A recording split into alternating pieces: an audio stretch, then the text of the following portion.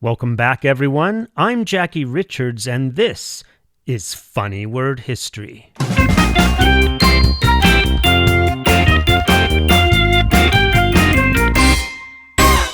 How many times have you heard someone calling out Mayday, Mayday in an old movie?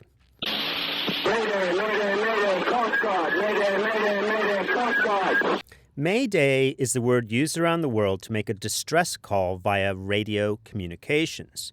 It signals a life-threatening emergency, usually on a ship or a plane, although it may be used in a variety of other situations.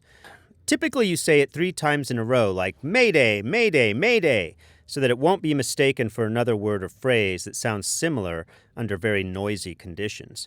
A Mayday call is not something to be taken lightly. In the United States, it's illegal to make a fake distress call. Doing so can land you in jail for up to 6 years and subject you to a $250,000 fine. Mayday got its start as an international distress call in 1923. It was made official in 1948. It was the idea of one Frederick Mockford, who was a senior radio officer at Croydon Airport in London. He came up with the idea for Mayday because it sounded like the French word help me. To say help me in French, you say m'aider. So it literally means help me, help me, help me. But why would an Englishman think that a distress call should sound like a French pilot? I'll tell you why. It's because the English had no respect for French aviators and figure they would always be calling for help.